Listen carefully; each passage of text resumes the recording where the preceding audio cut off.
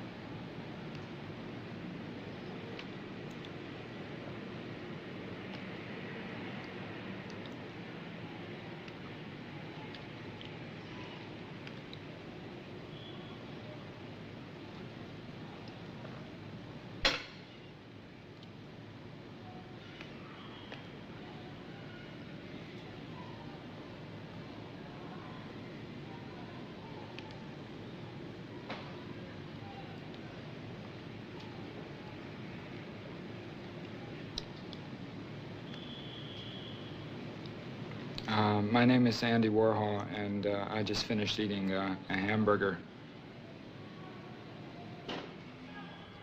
Burger, New York.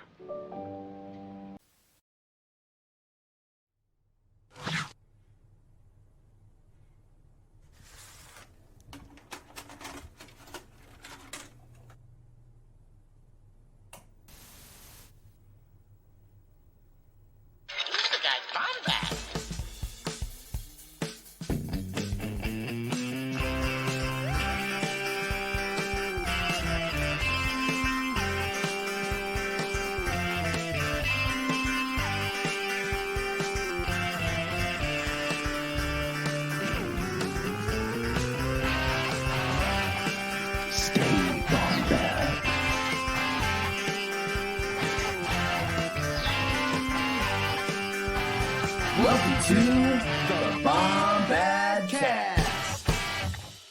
This is the kind of energy I'm here for. This person's never watched Bombadcast. Look at this comment. They're about to be really fucking disappointed in us. We fucking loved it, buddy. Welcome. Whoa. This is your first. Yeah, I'm afraid you're in the wrong corner of the internet, my friend. Oh my God. This is great. Let's just take a second. Is that like Darth Bane Dexter? What the hell is happening here? That's Jarod. Darth Bane Dexter's laboratory. That's something Jarod would think is clever. Jarod, is that you? I didn't put my hat on. He just said F you. I had to come in here to talk about this. So you're great. You're great. Welcome to the Bombadcast. I'm leaving, Scotty. Okay. Hi, y'all. First off, love everyone here, especially Derpy Gaming. That's a take. I'm happy to say we actually brought a good bit of people on for the show. But before we even get into that, I want to say thanks for watching the Bombadcast, and it's official, right? Last week we launched it. Here we are this week, and I'm not joking when I say this number. I'm not. This is not being facetious, okay? We launched our Patreon. Now, for those that don't know, it's $7 a month, or you can set your own price. I've got people in this chat that actually have a set price of $1, which is completely fair. You get all the same content as everyone else. The content includes exclusive call-in shows, Patreon group chat, bi-monthly care package, handwritten letters. I got a cool thing coming next month, some keychains, so something to look forward to.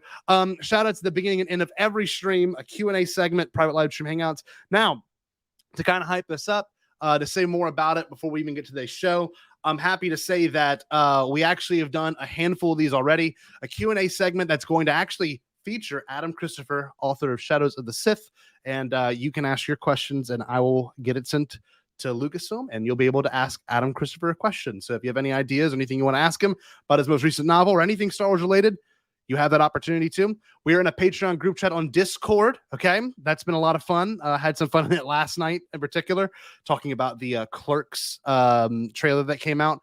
Shout out to the beginning and ending of every stream. I'm going to do that right now.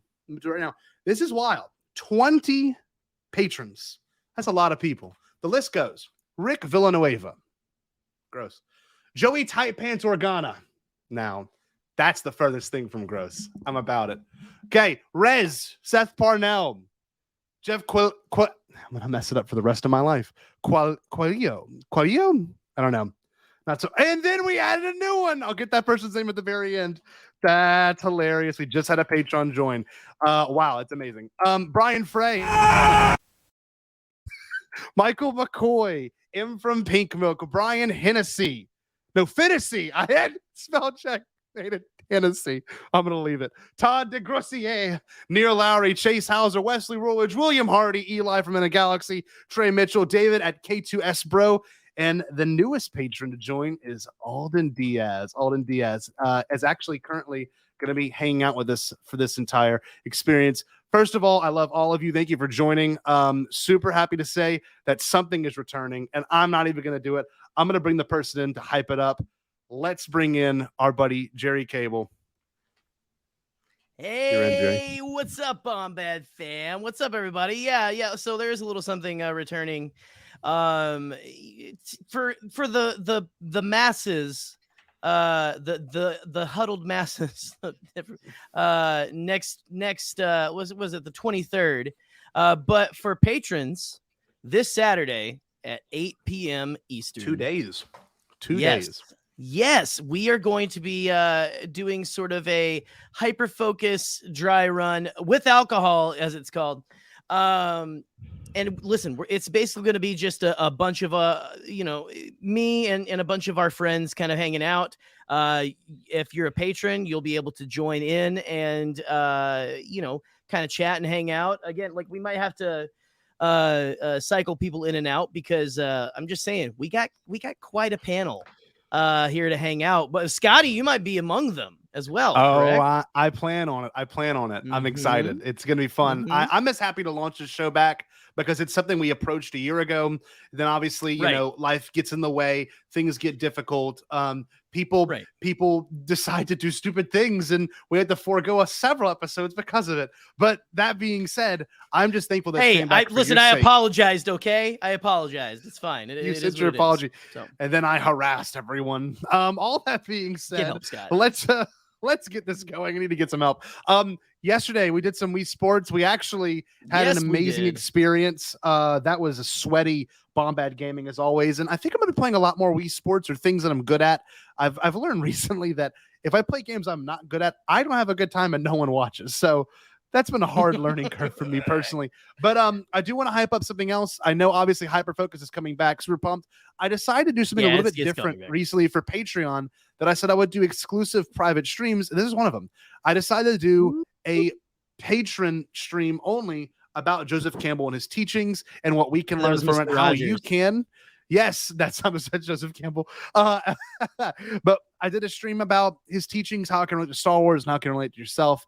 And there might be some more of those in the future. But all that being said, we have a panel of guests. Well, and Scotty, there might be. I'm thinking possibly starting my I don't know if I want to call it Bombad Book Club, but maybe like, you know, if you want maybe Canon Junkie Corner, the Canon Junkie to read to you, we might be starting that fairly soon. I'm just saying. That's good. Just do it. That's amazing. So, yeah. Well, like I'm trying to grow my beard out like my next guest. I need to bring this person on. This person is my mortal enemy. Like your next but real guest, quick, before we do that, give Paul a high five, everyone. Make sure you take your cell phones, go up to your TVs, and give Paul a high five. He's not with us tonight. He may show up. I don't know.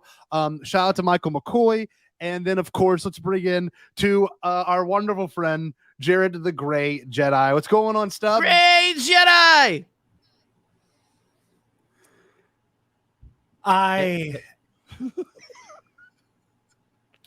Listen, I don't expect much from you. I really don't. Well, I'm God, so. I don't even get a patron shout out. Wait. I brought my icy to this recording, and I didn't even get a patron shout out. Are you shitting me? Hold on. Are you on my list? Let me see. Clearly not, Scott. Get help. You are a glutton for punishment, sir. You're basically paying us to do this kind of shit to you, you know. I'm adding the name in. Everyone calm down. Hold on. Scott, look, this just in. We have another Patreon you need to shout out. A patron from Patreon. I am just so I'm just so offended by that. You got to the end of the list, and I'm like, I'm sorry. It's okay. That was I honestly thought it was deliberate, and it was a bit, and I thought it was brilliant. No, we just really forgot you. We're all gonna break kayfabe for a minute. I'm sorry now because I thought you were teeing me up to yell at you. I didn't mean it. Oh man, this is great. I mean, and this is ultimately the theme of this evening. And I think Jarod will agree. That is gonna be the theme. Who the hell is Derpy Gaming? That needs to be. We got to put that on a fucking t-shirt right there, man, or something. You know, it's just so funny. Ragnarok sucks. So does Thor: Love and Thunder. Oh, hold on. We got a special message for Derpy Gaming. Anyways, my broskies, I got to bounce on your boy's dick. Hey, got him. I mean, it's been a minute since you've seen that one. This is pretty cool. Preston says he shares a birthday with Eric Singer, who is the current drummer for Kiss. That's badass. Jarod, cool. We've got some other people we need to bring in. Obviously, you're not the only special guest. We have the most hated man on social media. We're going to bring him in next. You didn't call Nick out either? Did I really not? This is amazing. Wait a minute. Listen. Nick's right by Joey Tight Pants. Well, you got distracted by Joey Tight Pants, is what it is. Yeah. Nick was our second patron. Oh, that's funny. I'm friends with on Pokemon Go with Joey Tight Pants. Oh, whoa. Make some mistakes. So like our next guest always seems to be doing. Can't get it right in the middle of the night. Let's bring in all to Diaz. Might go off, or I don't know, what kind of practical jokes do you play? Well, with my new chemistry set, thanks to Brie Larson, I do like to make stink bombs. I also like to make stink bombs. Guys, it's the main character of Twitter. Don't make me start it on air, man. Don't. I'm not. Don't. Look who came back for Alden. Oh, Nightbot. Welcome, Hi, Nightbot. Hi, Nightbot. We missed you. Nightbot, Doc Scotty. Oh man, yeah, I'm clearly the main character of Twitter for standing up for professional ethics. It's a horrible thing to do. I'm the worst. I'm the worst person. God, you know, having any type of standard whatsoever is apparently a really bad thing. I also really want to get into the entertainment industry, even though I'm one of the only people in our friend group that works in it. Which is ouch, incredible. but fair. But ouch, but fair. You could say teaching is entertainment, and you could say tossing someone's salad is entertainment. Yeah, I toss some salads. Like that's entertaining for someone. Yeah. Yeah, especially on a late night live stream. I need Jerry sometimes to stay. You zoom in on me.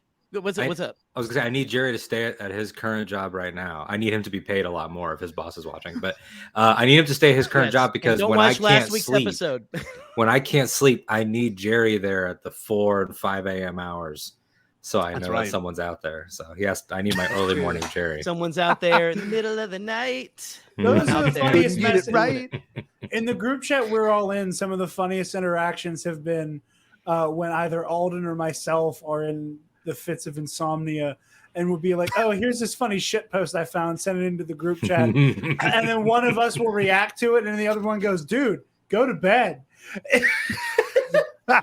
I've been the one I post to the wake weirdest up shit at 5 a.m. on there too, by the way. So anyway, my goal, I wake up around to go pee around 2 or 3 in the morning, and I'll just look through my images and say, have I sent this? Okay. I'll send just something very vague, and I just want to keep y'all guessing. And speaking of keeping us guessing, this man is currently sucking on his fingers. I just saw him do that from the studio. He loved the movie, by the way. I wish Eric could join us. But let's bring in our wonderful next guest. One of my favorite people, the biggest partier I know. Partying is cool. Dying is not. There he is. You know what else is cool is these spicy dill pickle flavored potato chips, baby. Not a sponsor. I don't know. Not a sponsor. I don't know. Say that all again. Say that all again. What do you have? Why are you zooming in on me? I want to know what chip he's eating. I missed half of that. Spicy dill pickle. Oh man. What a great combination. I thought you were the reason, or my brain is just gone forever to hell. But I thought you were going spicy dildo first. I was like, okay, all right. What's Jerry, wrong quit with being you? such a weird pervert. I toss salads for a living. What do you coming want from soon? me? New Lay's potato chip dragon eggs. Spicy dragon egg dildo chips. Yes. Okay. Welcome, kids. Students watching. Tell your parents. I'm happy to be here. I love all these people on screen. And unlike our friend here, I thought Thor Love and Thunder was one of the greatest. Let me just Marvel say movies that in a Derpy minute. Gaming is about half right here. Oh, Shut up. Oh, get the fuck What does out that of even here. mean? Hat. You and your hat, shut the hell up. You hat looks like my you dad's put on your boxers. hat and you get all high and mighty. High and Because I'm mighty. better than you and you know it. Got my That's mug my for fit. Thor. Here we go. Listen, Okay. Michael, people who look like you and wear hats like that put me in a bad place to begin with. So let's not. Jesus. Oh my goodness. Wow. He's talking about white people, everyone. Yeah. Nick, don't rush. You can't rush the magic, man. You White can't on rush white the magic. violence is out of control. Oh, okay. Let's do that. Let's do that real quick for Nick. All right. So all in Nick can all, go to the bed.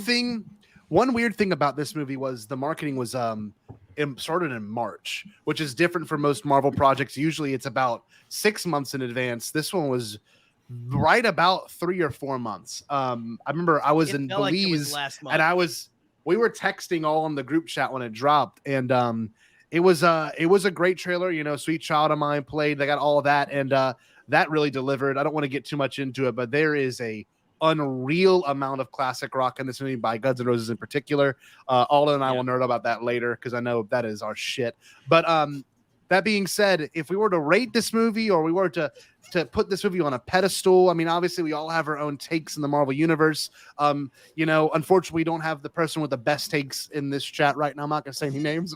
Kind of get where I'm going with the bit, but there's someone that's far more superior than us in intelligence. That's really good at their Marvel takes. Us dum dums have thoughts. So, we also have thoughts and feelings, and I think we're valid in ours. Some of us are thoughts. No, ain't you? No, not you. Our wonderful Darth Overlord. Dexter Overlord. Oh, that's what you're referring to? I think I thought that's who you were referring to. I'm not sitting texting Goon Squad because no one's. I see Alden. I got Michael it. might got it. I got I think you got it. You're referring to Hector Navarro from Heroes Reforged. Oh yeah. Where are Roosevelt's? Hector Navarro. Yeah, where are Roosevelt's? That's right. I did get the joke. I was just being okay. Oh, I like a Michael McCoy double dab. Yeah, got the double dab. Hit him with that Hillary Rodham dab. Oh no! Wow, do it, Jarod. Wow, what was her deep cut, dab? Jarod. I mean, just watch Michael dab, but I can't do it quite. The Bill Clinton. No, not Bill Clinton. Bill Gates. Oh, I can't. I have a dad dab. I can't do it. Wait, everybody, how many dabs? Everybody dab for posterity, so this can be screenshot. Okay, wait, hold on. It's all gonna be the same angle. No, Jerry, other angle. Oh wait. No, wait, no. No, wait, no. No, wait. No, wait. No. Jared, you switch. Jared, you switch. Jared, Jared, you're you the one. switch. Jared, there you go. That didn't look right on my end. No, sorry. screenshot. Reverse. Reverse.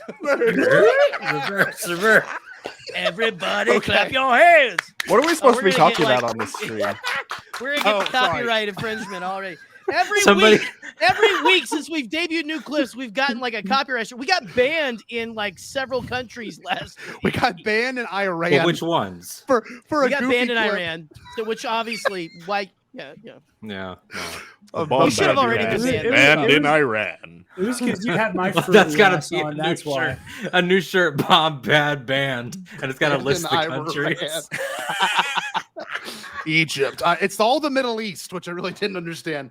We played one song. We played, messed them up with our Vince McMahon clip. Whatever country, That'll do it. Whatever country didn't want lesbians in the Buzz Lightyear film, those are probably the ones you're going to be banned. That's the ones. That's more than likely. Those are the ones. Yes. Well, America. Okay. Political commentary. Let's go.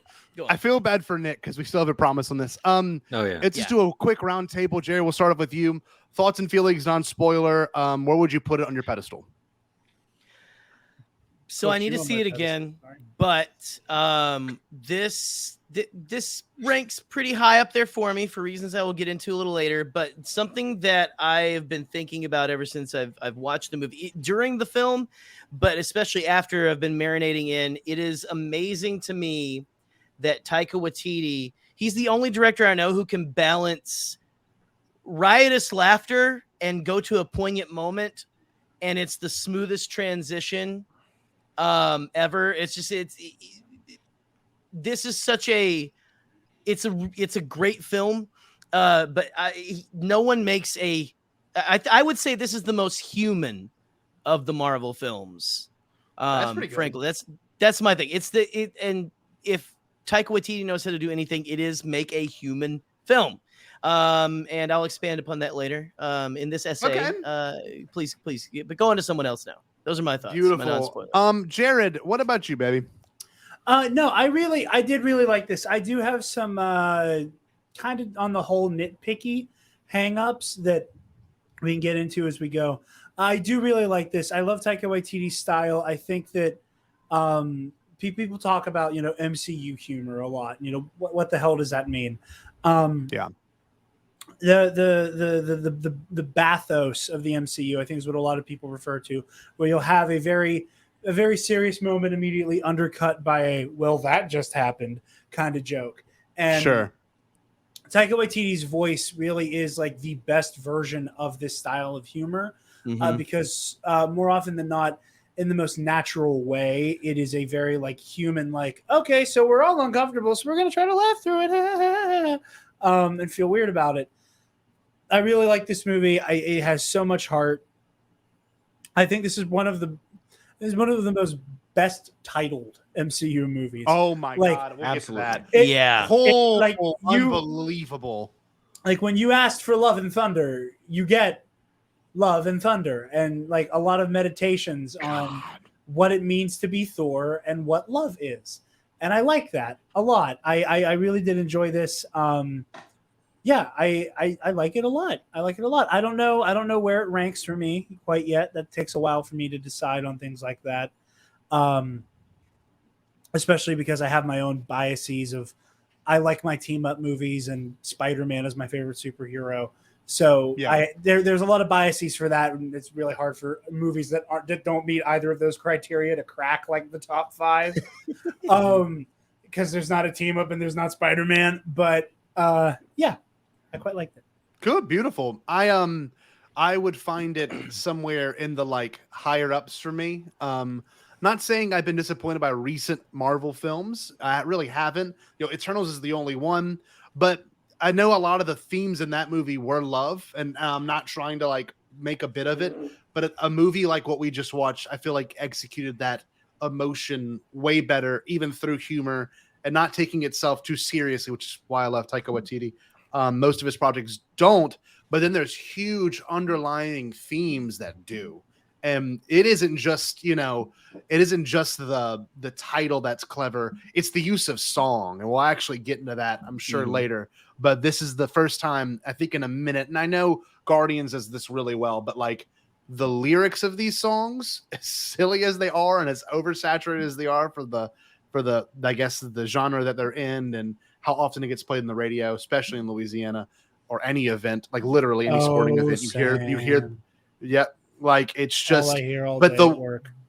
The lyrics. Oh, I know the lyrics of those songs fit in perfectly with this film. And I really enjoyed it. I'm seeing it again tomorrow at 1 p.m. So that goes to show you, I didn't do that with Multiverse of Madness, and I certainly didn't do that with Eternals, but I did that with Shang-Chi. So out of this year alone, it's my favorite Marvel film. Oh well, I guess no way. Technically came out, so I don't know. That was the end of last year. Yeah, it was December. And Shang-Chi was like September. Yeah. But I want to get to Michael. I wanted them to roll this immediately after. Like it was done again. Oh, like, yeah. Again. You want to do it again? Yeah, I agree. So I got to get my second shot. Go, Michael. I thought this movie was pretty good. I liked it.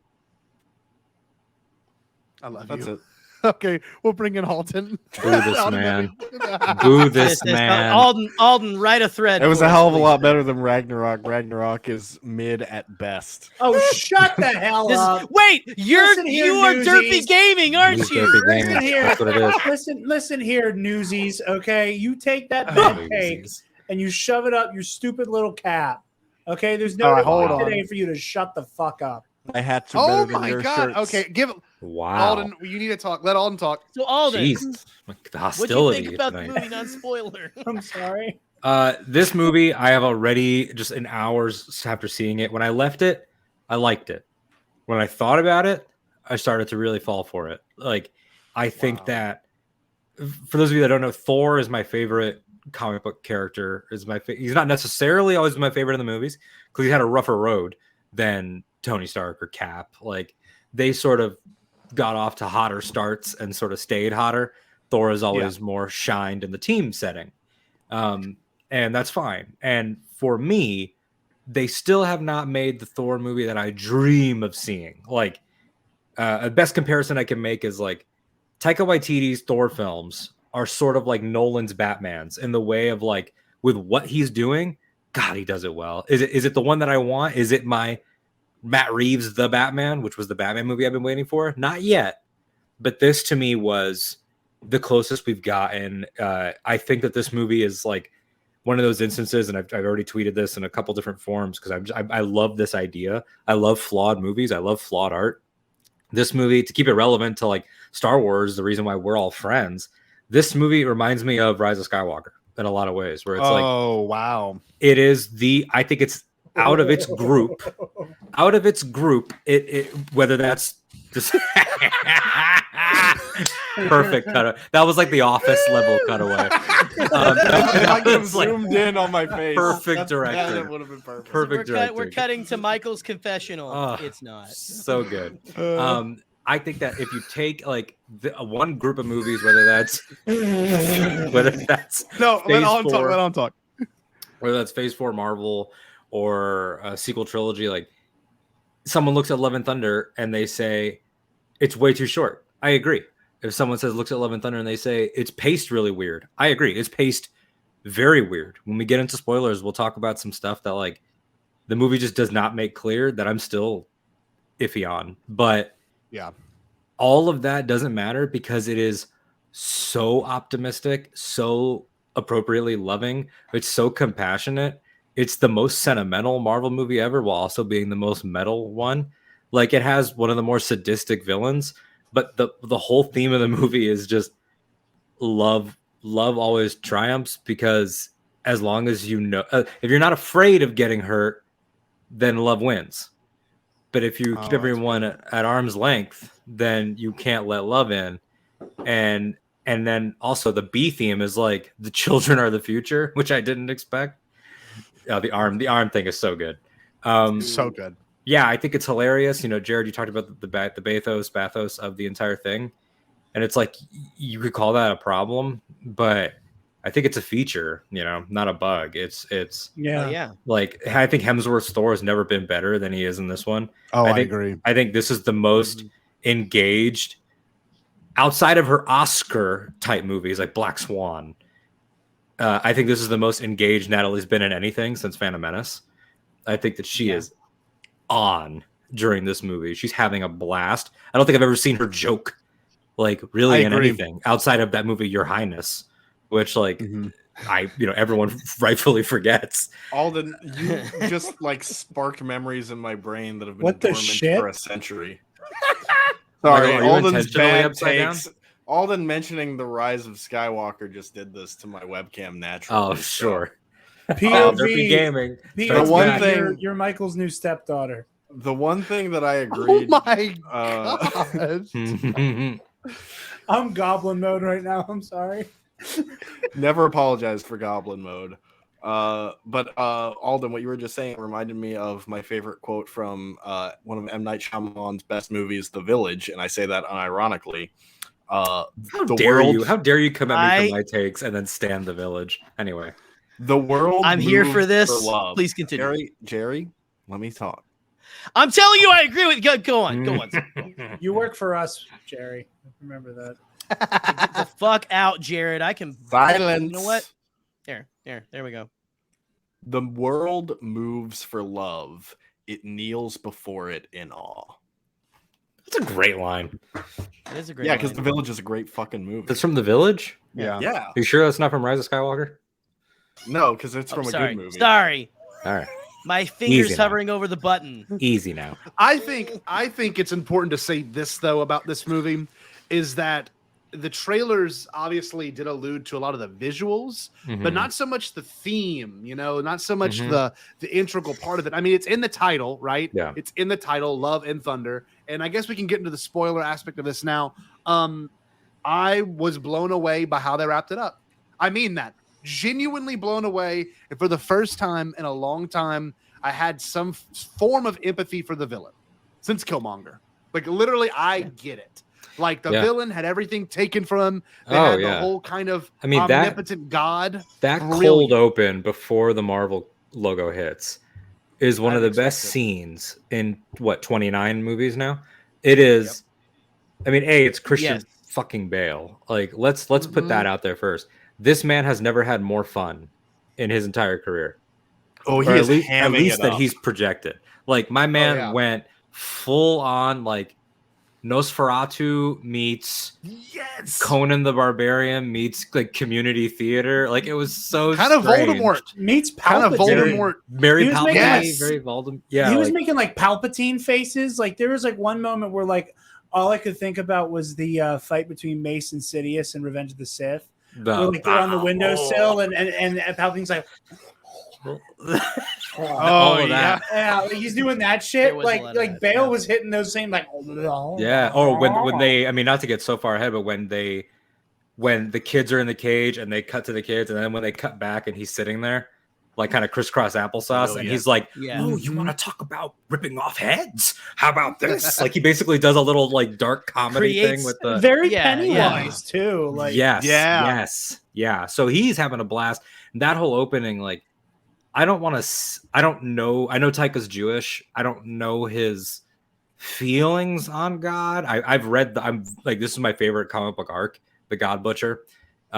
Which for those of you like listening or watching this Bombad episode, Jane Thor and the God Butcher are two entirely separate storylines in the comics, and they're both huge. And I'm shocked that he was able to combine them this well, because they're so big, and both of them easily could have been their own movie.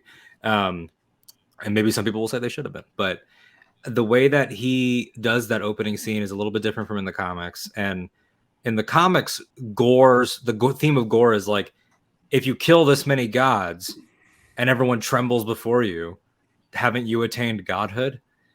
And therefore, should you off yourself? Or therefore, should you surrender your own power? Like, it's way more about that, but combining it with the love angle and making his daughter this focal point that connects, throughout everyone's arc. Like, it was just so... Like, for people that say like the comedy undercuts it, I get it, but I thought they had all the heart.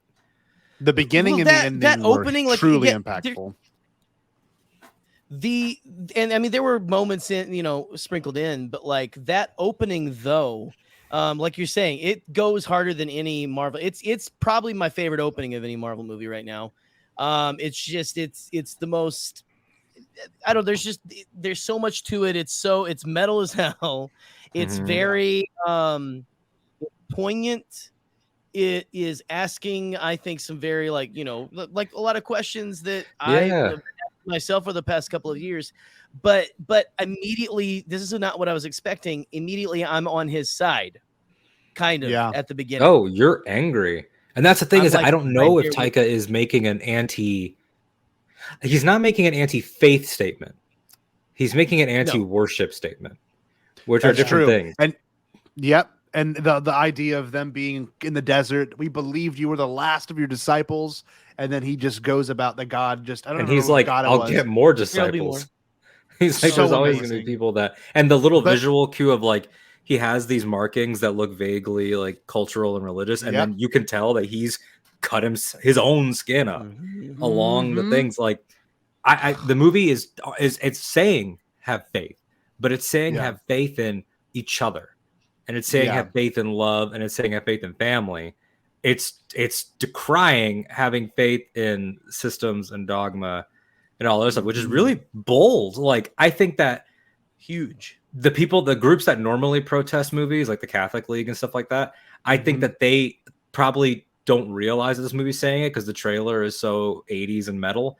But I think that if they catch wind of this, like, these are really heavy themes to put into a movie that feels like Labyrinth, that feels like Masters of the Universe. Like, I think this is the summer blockbuster. It does. Like, it was Clarice Lowry, who writes for The Independent, who is The Independent? God, I hope I got that right.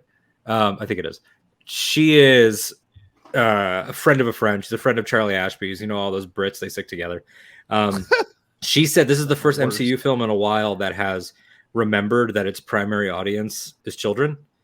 Yeah, she is The Independent. And I think that I wish that I took my nephew to see this. I wish I'd seen it as a kid. Like, I mean, connecting everything from Gore's motivation being the loss of a child and his faith, all the way to being defeated by other children that have faith. And what they believe in is home and each other and Thor. And like, it was so good. It got turned on him. And God. Yeah. Well, Sorry. No, Jared, you go, baby. I love how much you keep calling me baby. I love it. No, I think there's something that also needs to be said with Taika. You know, you go back to Thor Ragnarok, like that movie's about colonialism. Mm-hmm. You know, that movie's about, you know, look at this. I thought that movie was about being shitty. Shut up. Get the fuck out, Michael.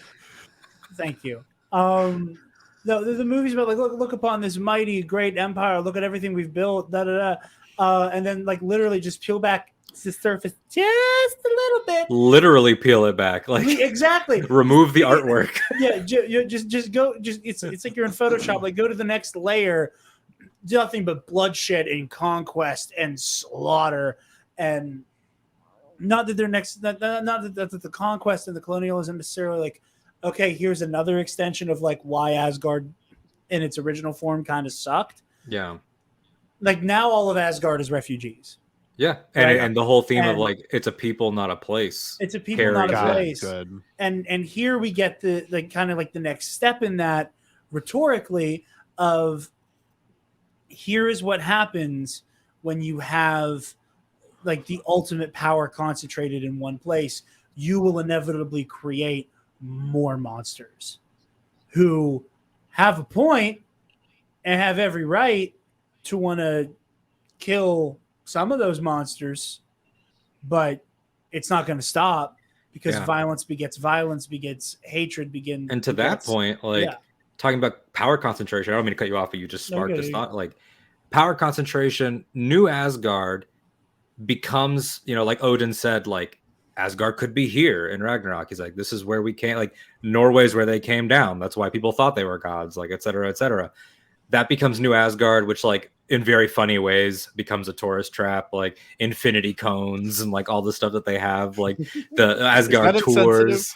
Like I thought about that actually. And you know what? I think that it tracks for humanity because we're making 9/11 jokes now. And you know what, Alden, I'm glad you said that because I literally looked right over at Taylor and Joel when I saw this tonight, and I'm like, that's like if someone built 9/11 pizza in like downtown Manhattan. 100%. Literally, like, yeah. That's such a Earth thing to do. So I thought that was fine, but you have Asgard that's been established. Valkyrie is king, and they're struggling, but they are starting to thrive. You know, Endgame was 20. I think it's like 2 canon years post Endgame, and the difference between New Asgard and Omnipotent City, which is sort of like the meat place for all the gods, is that Zeus views Omnipotent City as a stronghold that can endure anything. And because we can endure anything, we don't have to interface with lower beings. We don't have to be concerned with problems. We don't have to do anything. New Asgard thrives because it wants to be part of the world. You see Valkyrie's doing Old Spice commercials. She's having United Nations meetings. She's doing like this whole thing. Like it's anti-isolationism and anti the concentration of power. And again, New Asgard has faith in each other. They believe in the kids get taken away. And that's what unites everybody because people matter. And even that joke about with Matt Damon as the Asgardian actor, where he's like, people need entertainment right now. Like, but that's all we need. I mean, it's what brings us together, truly. Yeah. And Zeus falls, or does he? Because of his hubris. If he had been willing to help, everything could have been different. Yep. Beautifully stated, Alden. I love this. Alden, you've obviously simmered on this one a little bit longer than, I don't know, maybe to me, but like there's certain things when you watch a movie, and I don't know, you're more of the theme guy. I know Jarod is too. Michael can be. Both Gerry and I try to be. But like there's these things when you watch these movies. Obviously, we all have our own big takeaways when we watch a picture like this. And my big takeaway is that a picture. Yes. One of them new pictures. His stomach just got a severe pain in it somewhere. He hates that shit. So you watch this and you're like, you know, obviously what I'm taking in might be different than what others are taking in, but it's funny because you watch a movie like this and you know what Taika is doing and you know what he does well and you know what you like by this artist, because let's be real, he may be one of the best at what he does, where it's thoughtful, it's funny, it's well done. You leave, and I feel like every movie by him, you leave, you know, with a greater sense of understanding about, I don't know, about what it means to tell a story. At least I do. Jojo Rabbit changed my life. But like you watch even Thor Ragnarok, and you learn that whatever you put this character through, there's always a way to. I hate this. There's always a way to build this character back up. Like Thor, at this point, besides Valkyrie, has lost everyone. Everyone that meant anything to him is ultimately gone. But the ending is what not saves it, but the ending is what you go, oh, this is what he gained. And when Jane, again, we're in full spoilers. When Jane passes away, and the last thing she says is, I'm paraphrasing, but it's like, keep your heart open or something to that effect. Like, yeah, that is what she says. Yeah, like you're losing, like effectively saying like, and that's what Star-Lord had said. Like in a lot of ways, like ironically, the Guardians are like, on a real world level, the Guardians are clearly here because the Russos decided to make a team. And both Taika and Gunn's plans did not have that team, is what it felt like to me. So they were like, we'll have some fun and then we'll split them up. But Star-Lord has that theme statement about, I would rather feel shitty than feel empty. And that is, which to me is the very Star-Lord way of saying better to have loved and lost than to never have loved at all. And that comes across in so many ways, but it doesn't mean romantic love, because Thor and Korg love each other, because Valkyrie and Thor love each other. They love New Asgard, and love also, I'm thinking in Star Wars terms again, like Anakin talking about like, well, attachment is forbidden and this is forbidden, but these things, like when he's trying to talk his way, unconditional love. Unconditional love. Attachment is forbidden. Coochie is not. Coochie is not. No, it's not. That's a new TNAP shirt on the way. Coochie is not. But the fact that he tells Gore at the end, like Thor takes probably the biggest gamble in this entire franchise, excluding Doctor Strange gambling on the 5-year plan. That's always going to be the biggest one. But Thor turns his back on the God Butcher and says, you've got one wish, man, and if there's any humanity left in you, I feel like I know what you'll pick. Like Thor gambles on the love of a father, and that's what makes him a fitting surrogate father. Yep. But also, he's not that character when you watch the first Thor, Thor that Jane Foster meets, he's not that Thor. In Thor 2, he's not that Thor. And Infinity War and Avengers, it took all the way until his experience of loss of Loki, his experience of loss of his dad, everything he experienced at Endgame for him to get to this point to where you can kind of get this character. And if I'm not mistaken, or maybe I'm wrong on this, but isn't he equal with Tony Stark now as to the most appearances of a legacy character? Because he's the first. He's the first legacy character and only to get to 4 films. He's been in every crossover, so that's 8 right off the bat.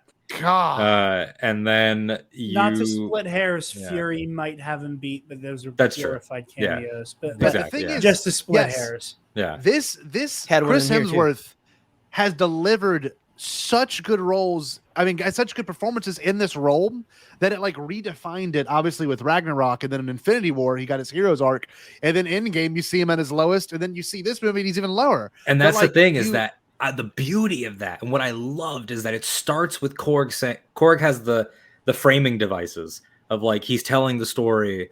I'm going to tell you the story of the Space Viking, Thor Odinson, and that's a really good Taika. He does really good. I've been doing the Korg voice since Ragnarok came out. It's the best, and he's great in this. I've seen people say, amazing. The Korg comedy in this doesn't work. You're high. Korg is so good in this. In Ragnarok. There wasn't a joke that didn't land for me. By the way, sometimes I accidentally laughed at things that weren't supposed to be jokes. Oh wait, hold on. Korg being and that's how baby Cronins are made. By sitting and putting your hands together at the bottom of a volcano, and the fact that inherently implying that they're an entirely male species is just amazing. Yes, which makes I saw some people say, well, that retcons Ragnarok because he said his mom had a boyfriend, and I'm like, no, I think it makes it funnier because that means he just picks one of the dudes to call mom. I think that makes it even better. I also want to say real quick that I've seen a lot of people pushing back on the fact that Natalie Portman was like, "This movie is so gay, you guys aren't ready for it." And then people were like, "I don't know, it's not. This movie's gay as shit." The movie it's a pretty wild. It's all they ride emotions. On the boat rides on a rainbow. The whole boat rides on the rainbow. Movie. All of the also, and one of its key. And again, I'm heterosexual for anyone listening or watching, so like I got no right to make this call, but I would just add that like one of the key elements underlining the themes is somebody trying to get over their like an open lesbian character trying to get over their dead girlfriend. Like literally the scenes with Valkyrie and Korg talking about relationships is two gay people talking. It's awesome. Like, canonically. It's amazing. So that's a big step. That's a huge step, and it wasn't shoehorned in either. No, it didn't feel as forced as some pictures do. I mean, that's what Taika was so good at with some pictures, some motion picture cinematic adventures. I mean, but I would respectfully push back on like the shoehorned in thing. The thing that like I generally speaking never quite feel like anything like that is normally shoehorned in. It's when it is put in there as a placeholder that can be easily plug and played. Like one thinks of the blink and you miss it kiss at the end of The Rise of Skywalker. Or Dumbledore being gay, but not in the books. Yeah. Stuff or like that. In any meaningful way. Yeah. Stuff like that, and granted, there are like some characters were like, I want to make it clear they are canonically queer, but there isn't room for them to have like a romantic story. Like, for example, and this is tangential, like Shadow of the Sith, right? Like, I want more content that acknowledges the fact that Lando Calrissian is pansexual. There also is not room for a romantic subplot for Lando and Shadow of the Sith. Right. Yeah. And I saw people who were like kind of disappointed by that. Yeah. And like that's just not the story we're telling. Like the romantic, like there's no room. I don't know how you put Lando in a romantic situation. That book is long enough. Other than acknowledging the fact that Lando fucks. And sometimes the people he sleeps with watches him like shadow box or like shadow quick draw against himself. Like, I would say respectfully, I don't want to sound like a fucking scold or anything at you or anybody. Like, no, it's okay. I think shoehorn might be the wrong term. Okay, and more just that like when it's definitely used. It didn't feel like corporate posturing. Exactly. It didn't feel like corporate posturing. Yeah, I think that not to say what either of you mean, but I think that the bridge between what you're both saying is that like Taika is not doing lip service on Disney's behalf, in the same way that he didn't do lip service on Our Flag Means Death on HBO's behalf. He was like, guess what? These pirates are gay. Guess what? This rock guy is gay. Guess what? Valkyrie is a lesbian. Like, flat out. Before I'm hogging the microphone, but before I finish just that first point, like it's hard. I've said this on Twitter before. The Russo brothers, and this is not a knock on the Russos. I love Infinity War and Endgame. The Russo brothers made the Fat Thor choice, and that left anyone following it up in a hard spot because it was, they did Fat Thor. I personally love the I'm still worthy moment in Endgame with his mom. I love that he was still fat for the final battle. I thought that was powerful and cool to see. But however, throughout that 3 hours, there are many jokes about him being fat. So it's one of these, this movie gets rid of Fat Thor in the first 5 minutes. But what I loved about it, and not everyone will love this, and I get that, and that's totally cool. And, I'm a chubby guy. I've struggled with weight my whole life. It's a spectrum. People will have different feelings. What I liked is that he gets on a team, loses all this weight, has been doing nothing but kick-ass successful adventures for this period of time. It's like another Thor adventure, like to the point where like Star-Lord can even guess exactly what he's going to say because they've done this a bunch of times, and he's still fucking depressed. And I love that. Not satisfied. Yeah. You can, it has to be in here. You can change all this. This movie makes the case that like, God bod or dead bod, like it doesn't matter, like unless your heart is okay. Yep. God, and it's funny because you completely he went from the God bod to there was a dad bod in the God bod, or says however he put it at the very end. Yeah, yeah, absolutely. it was one of these movies where, I don't know, you can obviously tell they took the time to write a movie like this. Not that most Marvel movies aren't, but like, I don't know, maybe it's just how Taika does it. I can't stop mentioning how important he is to this franchise at this point. But like, you know, if what Michael? I was just gonna say this movie felt way more impactful to Thor's actual character than any other Thor movie, and it's not even close. Like, I mean, in terms of impact, it's got to be this one and the first one, because the first one is the worthy arc. You need that, and then because it's like there's a little bit of start and stop, and not in a bad way, but like Thor 1, he has his arc. He becomes he's not an asshole anymore. He's not arrogant anymore. He's the hero. Avengers, the team up. Dark World, his mom dies, and that Dark World. Whether it executes it well or not, Dark World ends with him saying, "Maybe I don't want to be king." So he figures one thing out. It was like Thor had been trying to do like this, like, what's my life plan gonna be throughout these movies, and then this is the first one where he finally said, and then this is the first one where he finally said, especially on that boat scene with Jane, where he was like, wait, what? I've been so worried about plans. Like, who cares about plans? Like, I just want to do this thing. Well, with someone that has such a big destiny, he has a hard time finding what his destiny is, and then ultimately it's at the end and it's perfect. And you know, I do want to get to the music aspect of this at some point, but I think we should all maybe gush about the ending of this movie, not just the big moment, the post-credit scenes or anything like that, but like the fact that the title manifested the best way possible.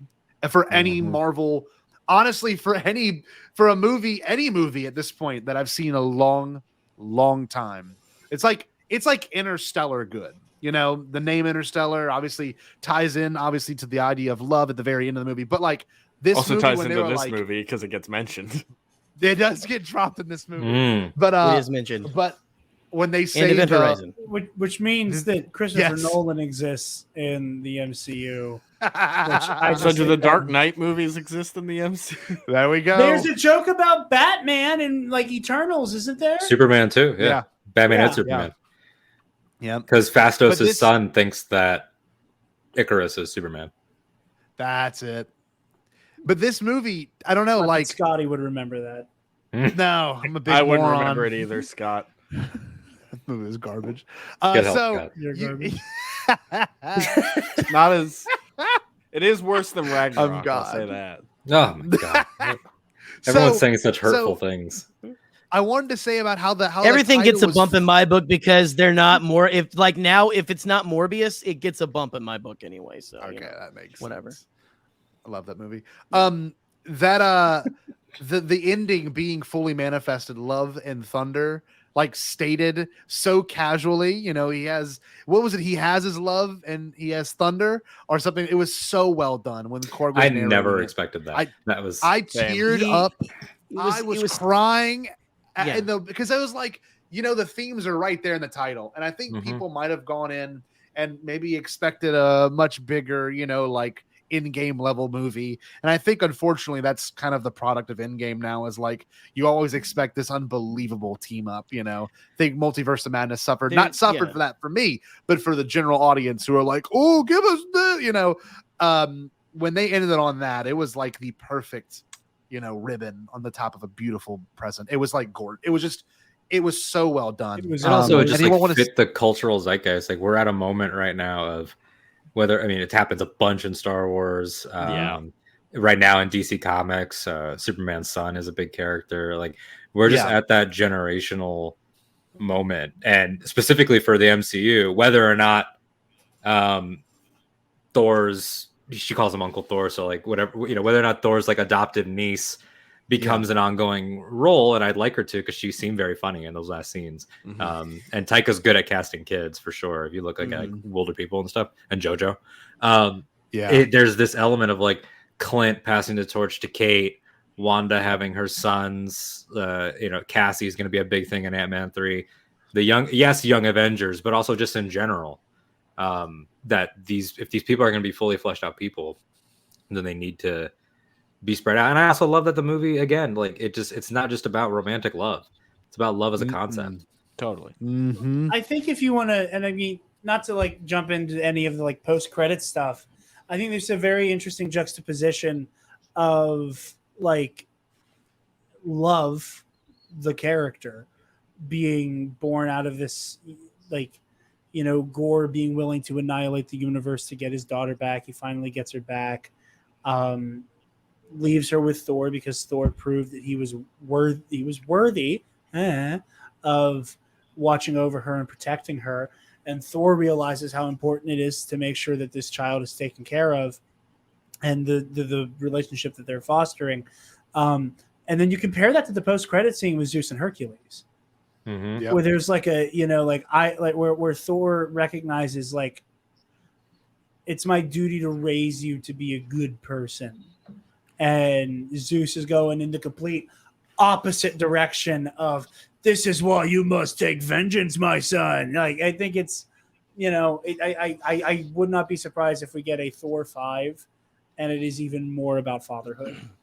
That's right. I love that, dude. That's you just sold me on that concept, dude. Yeah, especially because, I mean, yeah, that beautiful parallel with Russell Crowe and he's here, he's there, Brett Goldstein. Which I've texted a couple of my friends that I know love Ted Lasso that haven't seen it, and I've said there's a casting choice in this that you're not ready for, and that's all. Texted us that. Yeah. Like, it's just like, it's one of those things where I was like, of course, and that's one of the characters I've been waiting for. I've not seen any of Ted Lasso yet, but Taylor and I both had the same reaction of, it's Hercules.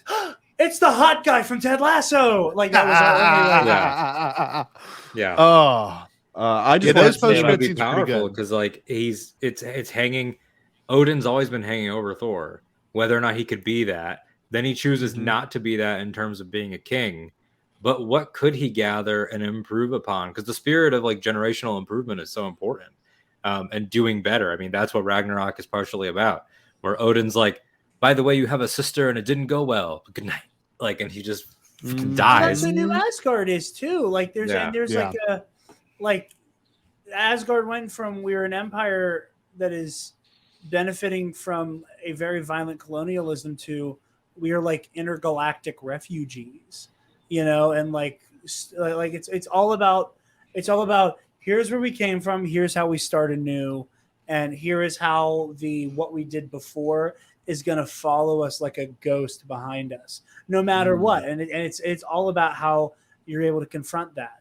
And maybe some of the people on this panel disagrees with this, but that's one of the things I love about Ragnarok, is that by the end of the movie, like, it is that, like, there is such a reverent refutation of like there's like a, you know, I love my father, this was wrong, we need to never do this again, and like starting anew. It's beautiful. I love it. Yeah. Oh, you know what's also great? Just talking about Odin and like how he lingers over in the movie. I love Thor comics. It's my favorite comic book. And I can't, maybe someone who knows the history better, that's like been reading since the Stan Lee days, can correct me on this. Not once have I ever seen any writer until Taika Waititi play with the fact that Mjolnir can be given new enchantments and instructions, because Mjolnir was forged and anyone could lift it until the events of Thor's banishment, when Odin puts the charm on it of whoever so wields his hammer shall be worthy of the powers of Thor. Yeah. Thor accidentally doing one because he loved Jane so much years prior was such a clever way to make that work. Not that her, fighting cancer and like changing the world as an astrophysicist wouldn't make her worthy anyway. She is worthy. But the fact that it was calling to her because of Thor's enchantment from when they were a couple is so smart. And then Thor then intentionally doing the enchantment on the kids was so funny. God, awesome. Whoever so wields this power temporarily, who believes in getting home, like whoever wields this power for a limited time only. Yeah, limited time. The little girl who just had a stuffed animal, and the stuffed animal was like shooting electricity out of its eyes. Out of its eyes. Yeah. Heimdall's son was a great character too. With I want to talk about that because that was obviously something that was never established in any other Thor movie, but they just threw him in there, and that's that's the right thing. There. I have a feeling with Taika's Star Wars film, not that we really know anything about it yet, but I feel like he'll do things like that where it's just like this is it. This is Heimdall's son. You may have never seen him. You never seen Heimdall's wife, but he has one and he's got a kid, and the kid has the same abilities as he does. I'm like, that's just it. Just drop it in there. No 30 minutes exposition on it. Only literally just the eyes, and you get it. His little FaceTime pops up, and it's great because it plays with the idea that we had a 5-year time jump from to the canon year 2023. Heimdall died in the canon year of 2018. She could have been pregnant while he died, and it never came up because they were at war. So it uses the time jump in the same way that Far From Home used the time jump for a lot of great comedy of we're coming back, and now kids that were younger than us are in higher grades than us or in the same grade. Use that because we've already the MCU is moving quick. Shang-Chi and not even Shang-Chi, Hawkeye and No Way Home are in Christmas of 2024.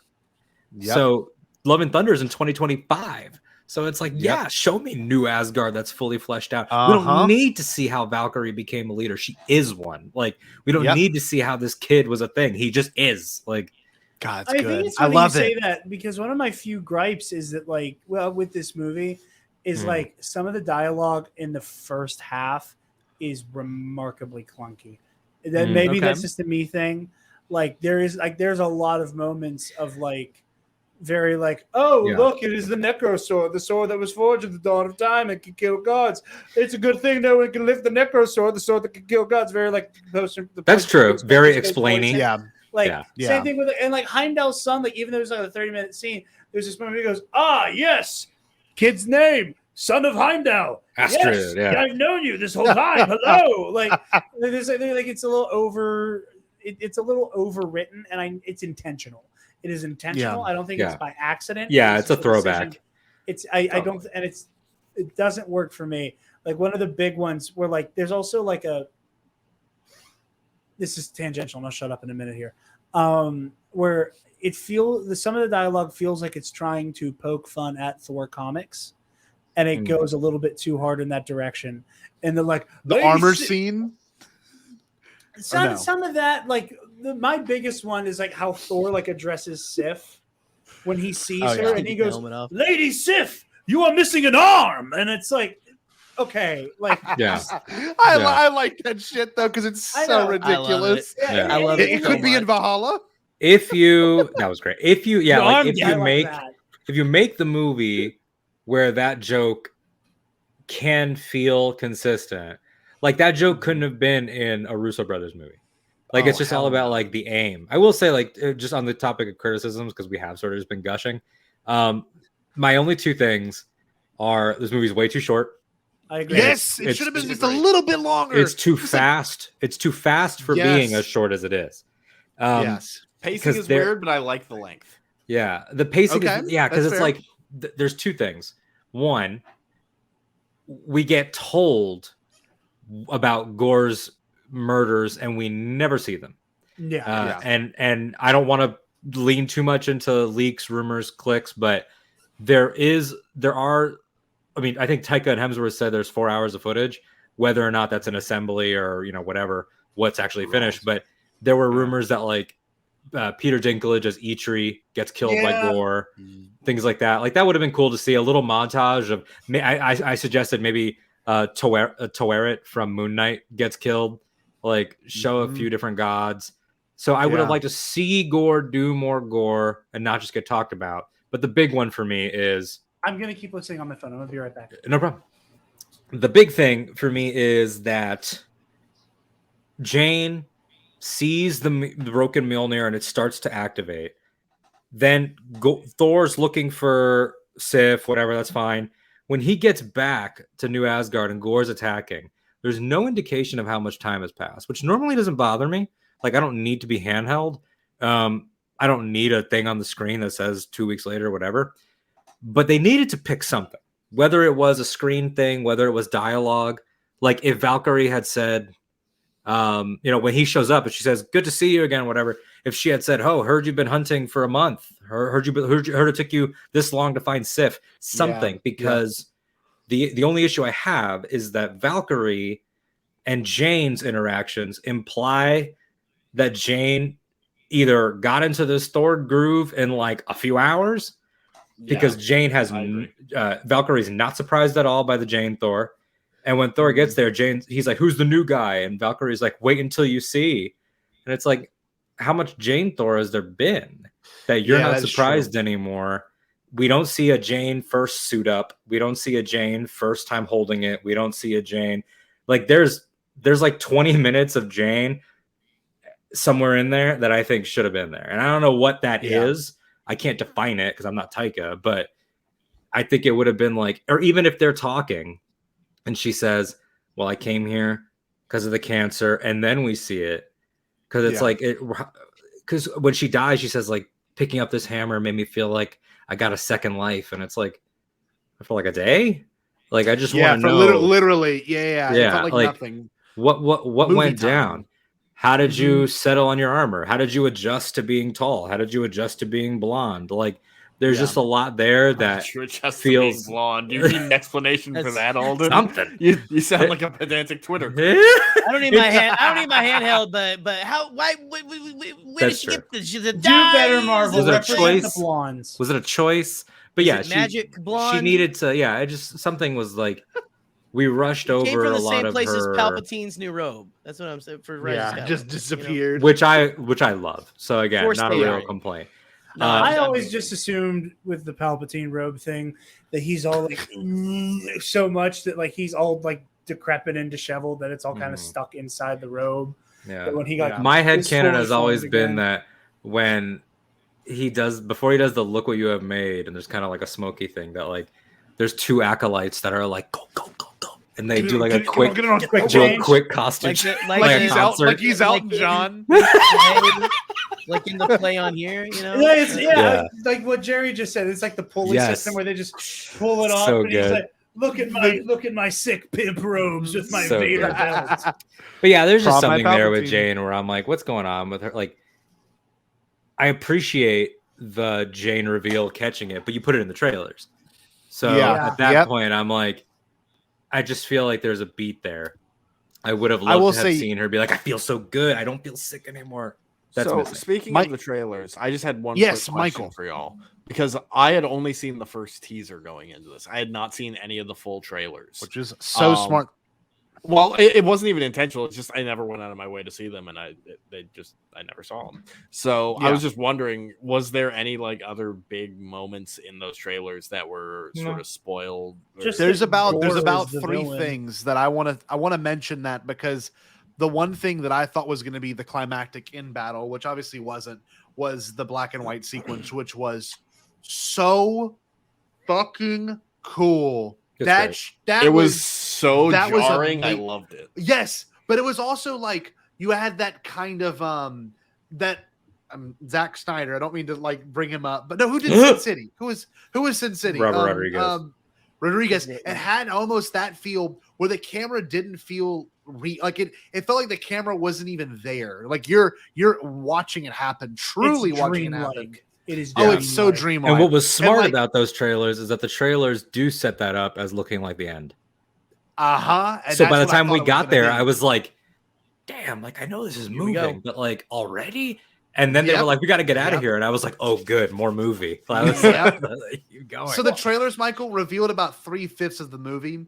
And so, not that I was disappointed by that. I would have liked the Russell Crowe reveal because that really wasn't necessary. Like, that would have been nuts to see in a theater. Like, Russell Crowe, of all people, and I'm sure that would have leaked in some capacity. Doing the worst Greek accent ever. Oh, which I think sounded like Borat. Has to be intentional. God. But God. Chill, baby cake.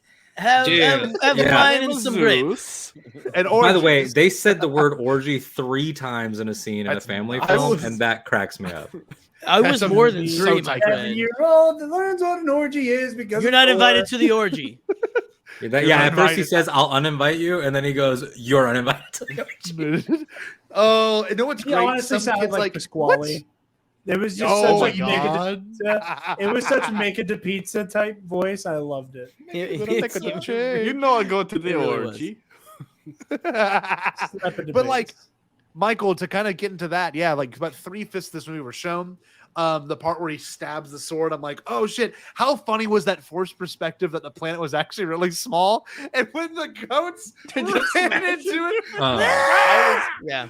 I will say the goats is an example of a joke that when you introduce it, I'm like, ooh, this is a difficult line to walk. Because it's not like the goats are making jokes; they're only making one noise, and that could be really, really, really grating, and it never is. I'm just laughing thinking about so every instance. See, I'm it's a all simple perfect. man. It's the perfect moment. I'm a simple man. Yep. Screaming to me is never not funny. Okay, so just Michael, I'm in the same appeals boat. to my primal sense of humor. I like every time there was a goat scream.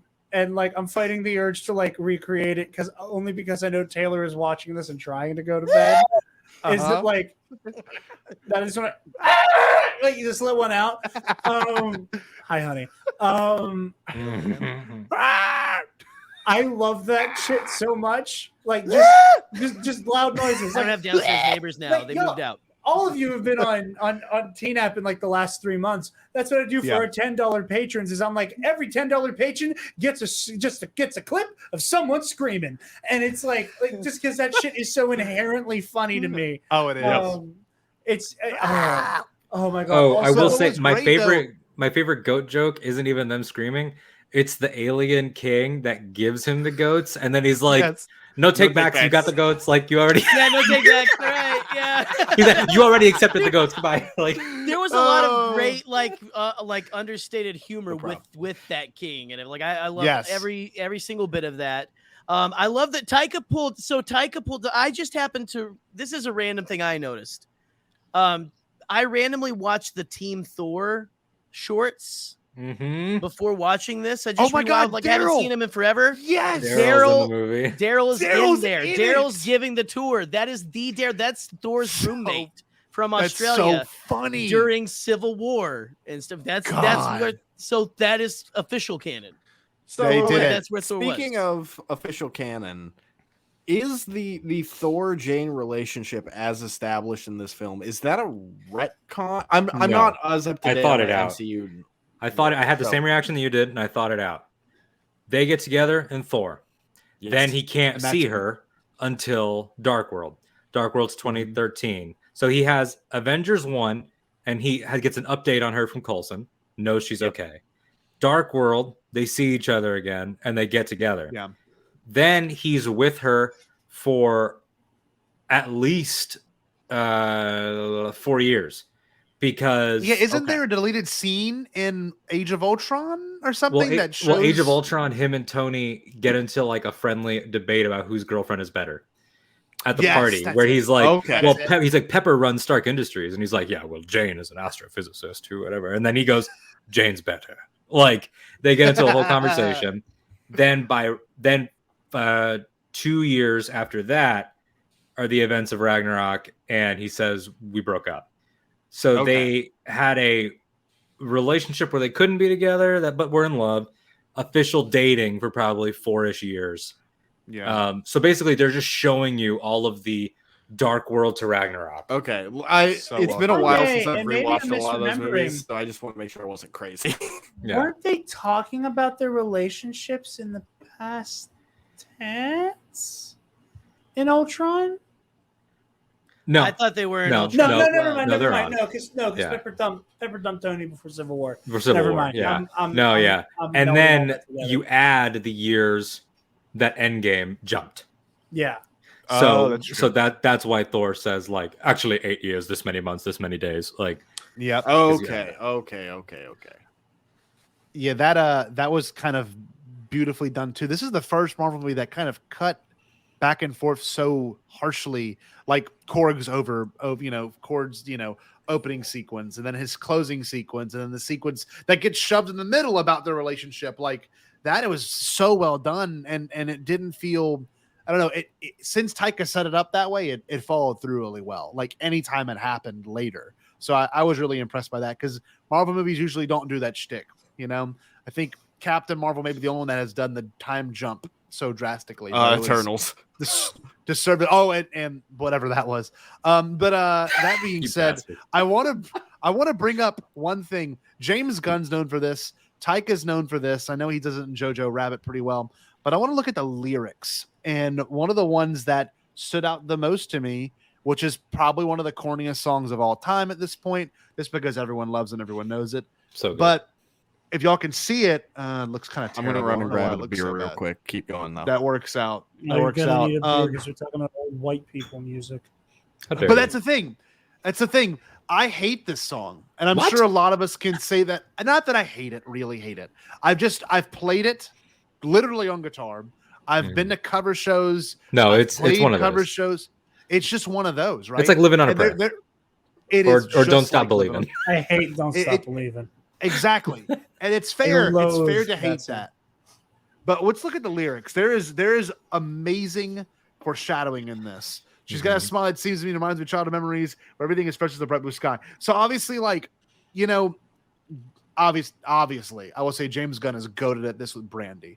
Brandy, when he does that and Guardians 2, where the whole plot is Brandy, is genius. Oh my God. Genius. But it's funny when you look at this, because you hear this song, and this song honestly kind of, changed it for me, because it's used in the beginning of the movie. I know it's used again. The Marvel entrance as a guitar, they kind of went all ham. And I know. Ragnarok. Can I just say real quick? I'm gonna shut up because you're. I was gonna say Ragnarok did Immigrant Song really well. What were you gonna say, Jarod? No, the intro. Like the Marvel do fanfare. Yeah. It being played on an electric guitar gave me such Avengers Earth Mightiest Heroes. Oh hell yeah! Oh cool! Like that old cartoon that like Earth to save the day. I just needed. I love that cartoon. I love that friggin' opening sequence, and the Marvel fanfare on a guitar sounded just like that. Continue. It was cool. And you know what? I want to see. Maybe Slash did it. That would not surprise me at all, because I'm sure Taika has that pull. I know he does. But I don't know. You look at these lyrics and you always thought how silly they are. I mean, not really silly. They're well done lyrics. They're not poorly written or anything. But it foreshadows what Thor ends up getting perfectly. A sweet child. He literally, out of all of this, he ends up getting a kid. And what's great is that, go back to those first two lines. Reminds me of childhood memories. It opens with Korg's first narration, shows Frigga with little baby Thor on her chest armor charging in the battle. And then it ends with him charging into battle with his adopted kid. The War Papoose, yeah. It is so charming. And I will say, I just think that this movie, in these song lyrics and everything, it's so unabashedly optimistic. Every single thing about it is just about belief. Going back to what I said at the beginning, it's anti-worship and it's anti-dogma, but it is pro-faith and pro-belief. Pro-faith belief in what? It's up to the viewer. This movie makes the argument of the people around you, which again, Star-Lord, despite being an idiot, Star-Lord does have the two theme statements of the movies. The one about feeling shitty and the other one about when you're lost, look into the eyes of the people that you love. Yep. And Chris Hemsworth's physical comedy in that moment of slowly leaning into the frame is so funny. Another joke I thought I would get tired of was Stormbreaker being salty throughout the movie, and that was funny too. So well done. Bit you would there was not a joke. Lego movie. Yeah. Yes. There was not a joke that didn't land. For me, I agree. Unlike I was laughing so hard through the first 15-20 minutes of this movie, solidly in a good way. It was just it was.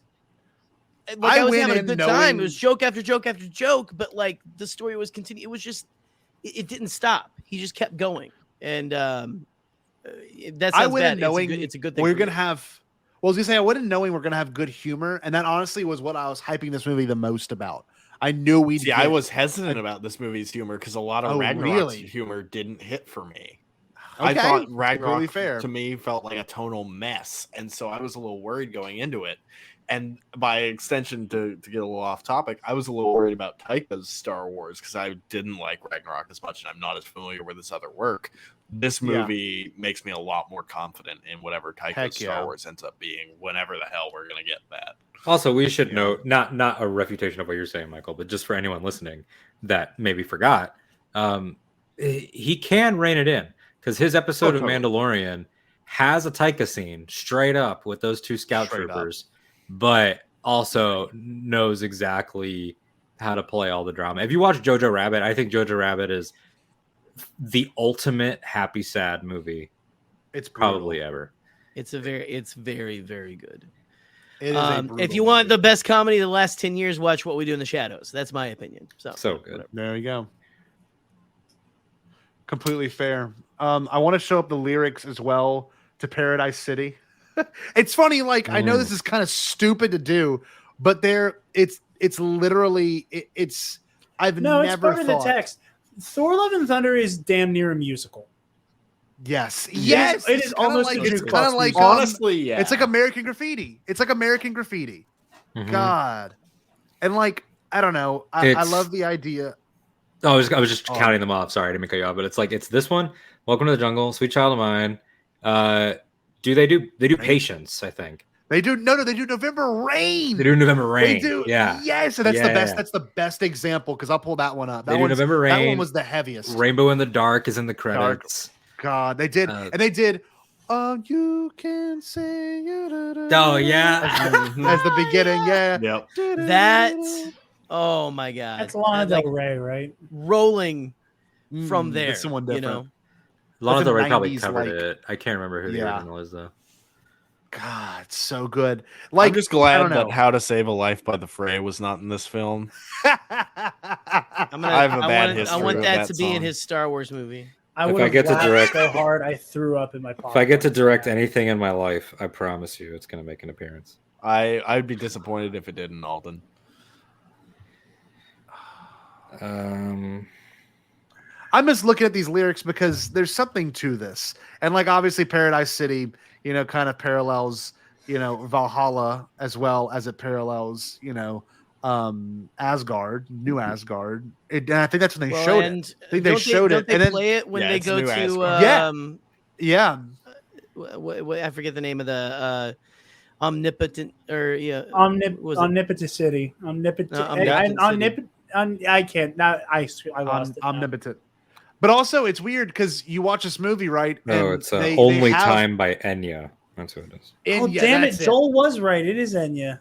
Mm-hmm. When you see all the references to Guns N' Roses too, the kid having the Guns N' Roses shirt on, the Guns N' Roses poster of the spaghetti incident in the background. I will be called Axel. Axel, right? And I'm like, this is so weird. What was Taika's? I mean, obviously, we're looking at the lyrics, but what was Taika's true motive behind, like, why Guns N' Roses? What he is really that? likes Guns N' Roses? Well, he said. I guess it's just.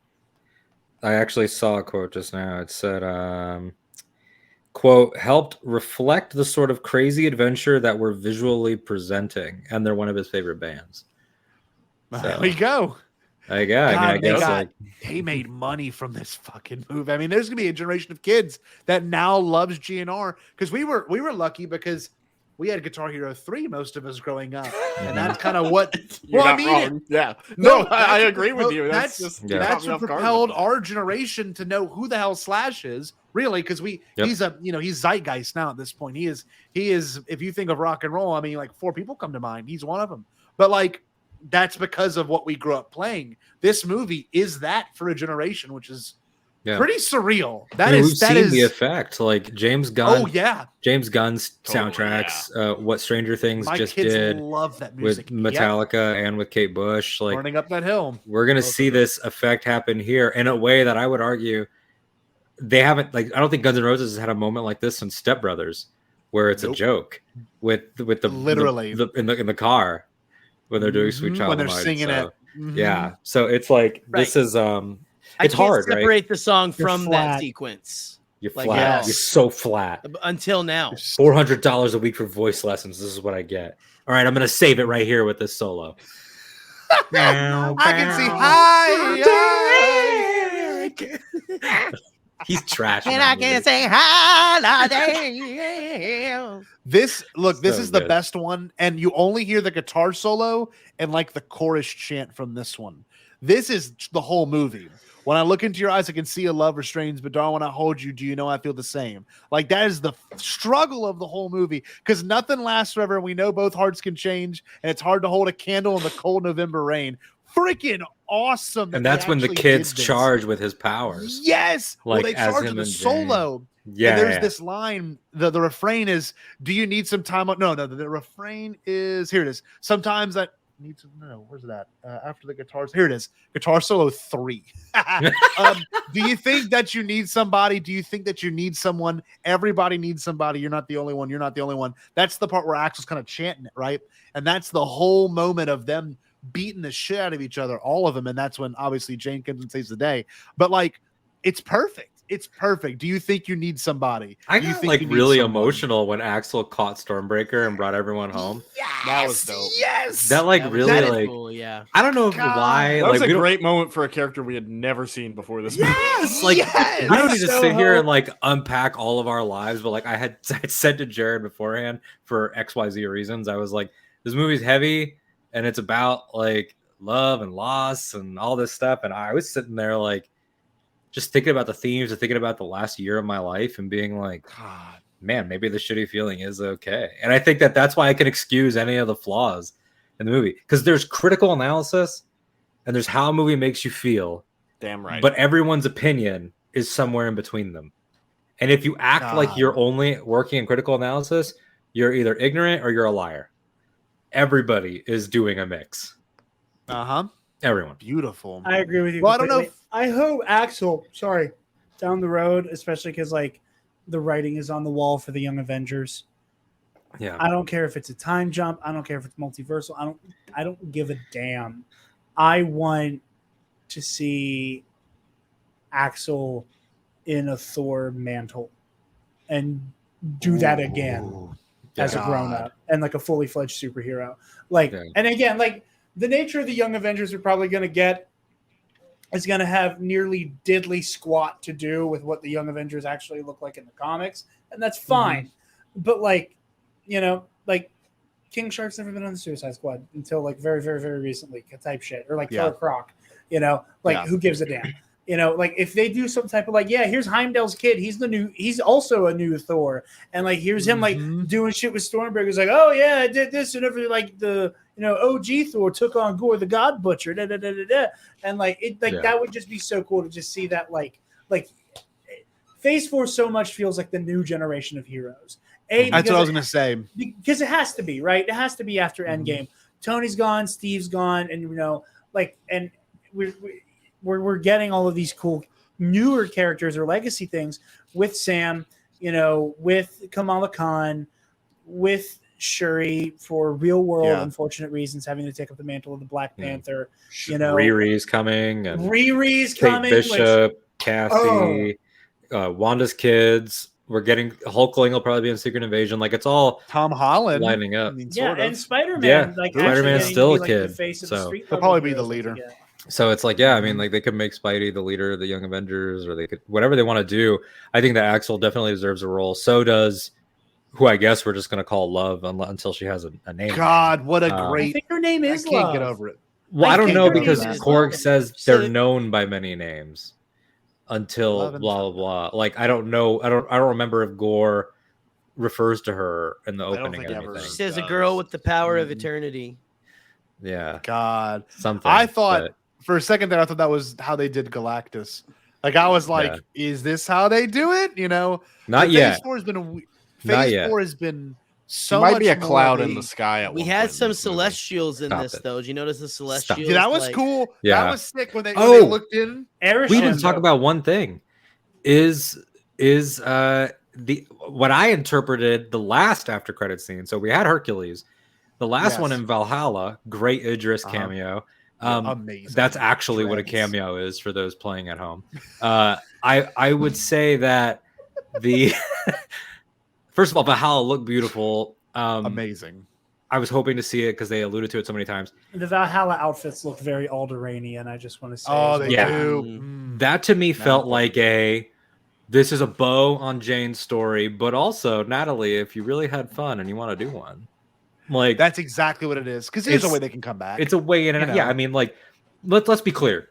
Valhalla in the comics is like when people die in Dragon Ball Z. It's like you could just right back down. You literally appears on their head and like literally like in Dragon Ball Z, death is just like a minor inconvenience. Like it's just like you're just like just gotta collect literally all but like one marbles. character in Dragon Ball has died. Yeah, like I think Hercule is the only character who has not yet canonically died. Yep, it's like you just like so if they want to, because for those of you that don't know, Jane had her stint as Thor. And then when that all ended or whatever, she like did one last Thor hurrah and was like kind of dying, but like it was a whole thing. Lots to explain. But she becomes a new Valkyrie. And because as we know, there's no Valkyrie order anymore. There's no Legion of Valkyrie. They're all gone. So it's like she gets this new golden weapon called Unjarn that can transform into all these things. And thank you. And she becomes the Valkyrie with these golden wings and everything. So they could easily make it like heaven has to get involved, and like I would love it if Hercules chases Thor literally to the ends of the cosmos, to the point where the only place Thor can hide is in Valhalla. Cool. And then like literally heaven has to fight back against the wrath of Zeus and sends Jane down or something like that. I think that if Taika does another one, he's going to take his faith and Asgard like politics stuff to the highest height of like now it's going to be realms. And also they kind of did the half sister thing with Hela, which is not a comics thing, but he does have a half sister in the comics. And again, I would be here an hour explaining her whole history, but her name's Angela and she's an angel and she's from the hidden 10th realm. And it's another Odin bullshit thing of where like Odin has all these secrets. Odin's basically like, oh, by the way, it's not actually 9 realms, it's actually 10, and the 10th one is called Heaven with no A. It's just Heven. And Heaven and I went to war years ago, and you have a half sister. Her name's Angela, and so you could do something like that, combine that story. But there's a lot of potential here. There is, and this movie, if anything, left some things open-ended, but for the better. You know, it didn't cut the story anything. You know, it didn't. What I'm trying to say is, it didn't like hurt the story for the things they left open-ended. And like, I love that Valkyrie wasn't a part of the last battle. I love that Korg wasn't a part of the last battle. I love that there was actually some stakes. And you know, not to even get to the Rise of Skywalker, because I love that movie, but the critique I have with it is like the Chewie death obviously showed Rey her powers. There was a meaning to it, but like, it was right back up. Chewie's back. You know, there was no weight. Stakes. It felt like nope. Yeah. But like this movie, that's why I like that Sif lost her arm, and like that's permanent. Yes, like, you're stuck. That's permanent. Like then you got a character like Valkyrie I don't know who about does that. get Thor hurt. lost his eye, and that was that's true. Pretty quickly rectified. That's true. Well, I think she can get a robot arm soon. I think that's very character dependent. Like Jerry just said, like she could in theory get a robot arm, but Sif being like a noble warrior. Like I absolutely see her doing like a I can make this work. I can make this work. I think it's perfectly in character for Sif, and like the fact that like I mean you're right. Part of it is we don't want to make Hemsworth wear this goddamn eye patch every movie. Mm-hmm. So like there's a little bit of that.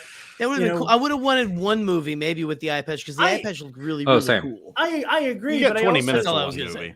I also think that like it makes sense situationally for Rocket of all people to be like, I'm afraid of what's about to go down. I want our big gun at 100%. Also, Rocket, like who hasn't been established from his first appearance as having like a weird obsession with prosthetics and things. So it's like that tracked really beautifully. But overall, like Thor has been symptomatic of two things. One, people love to dog on Star Wars films, and we don't have to litigate that right now, but like for being like, they didn't follow the plan. They didn't follow the plan.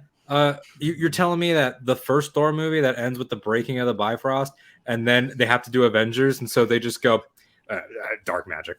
You're telling like Thor, cloning. Things only Odin knew.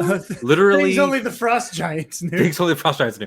Literally, Ragnarok ends with the removal of the hammer and the removal of the eye, which like mythically, like you lose your eye, but you gain your sight. You gain perspective from having lost that. Are you the god of hammers? No, you're the god of thunder. They do all that. Then Infinity War is like new hammer, new eye. Like Thor has always been the thing where it's like you could tell that it's being passed around creatives, but to its benefit. And I think that this movie, him being the first character to get a fourth movie, like there will be a Captain America 4, so soon this will be a bigger conversation. And you could argue that Falcon Winter Soldier is the fourth installment. Is Thor the first like mainstream superhero thing? I was going to say that has broken a trilogy model.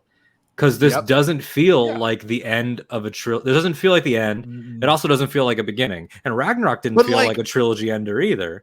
So well, there's the thing. Well, with a large shift in tone too. Yeah. Yes, I was gonna say like you've got Thor, Dark World, and I'm sorry, you got Thor, then Avengers, then Thor Dark World. That has its own vibe.